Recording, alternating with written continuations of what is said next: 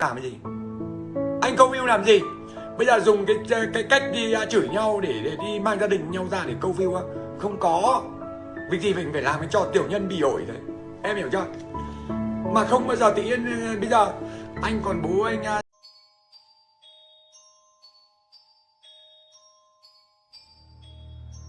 I recently moved out to attend university in a different town, so I rented a flat where I live alone.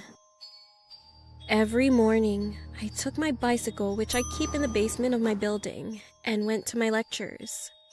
Usually, the neighborhood is quiet, but one night around 1 o'clock a.m., my door phone rang. This was unusual, but I brushed it off as a mistake from someone who got drunk. It rang again, but I kept ignoring it. This happened at least 3 different times, so it began to annoy me. One day, I returned from my lecture and found a bus ticket placed on my door handle. This ticket was from a bus in my hometown, and it appeared to be mine, as the bus number on it was the bus that I frequently used. At this moment, I started to get concerned that someone was pranking me. That same night, I kept my front window a bit open to keep an eye on the entrance. I live on the 2nd floor, so it's too high for anyone to climb. I shut the lights and waited. And at that moment, the door phone rang again. This time, I checked through the window and there was a shadowy figure of a man.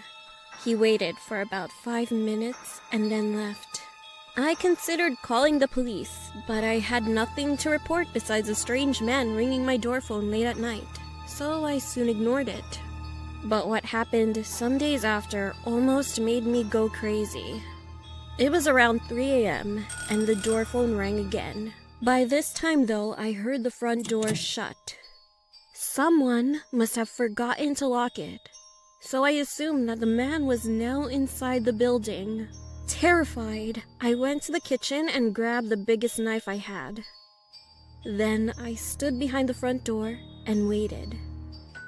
The doorbell rang. I think my stomach dropped at that point. He rang again, and then knocked strongly. I stayed frozen for an eternity until I couldn't hear anything. I was relieved and went to sleep after a while, which in hindsight was very stupid, as I should have made sure that the man had left the building. The following morning, as I was leaving for my lecture, I noticed some scratches near the front door's handle, as if someone had tried to mess with the lock. I immediately went to my landlord, who lives right above me, and explained everything that had been going on. He reassured me that everything would be fine. So I went to get my bike, but as I walked towards the basement door, I noticed that the lock was broken. I finally understood. The man from last night must have hidden in there. I hadn't heard the front door shut again yesterday, so that must have meant that the man was still here. I ran upstairs again and told my landlord. He got angry, grabbed a bat, and went to check. All I could hear was struggling noises as my landlord beat that man senseless. We then called the police, who arrived a few moments later and arrested him. I still remember his face to this day, as he looked straight at me silently. It turned out that this man had been following me for days and was trying to rob my house. He had done the same thing to other people in the past. I don't know what happened to him afterwards, but I assume he is in prison. I am forever grateful to my landlord for being so brave. We replaced the locks on every door, so now I feel safer. Well, I would have forgotten about this if I didn't open my mailbox recently and find another bus ticket.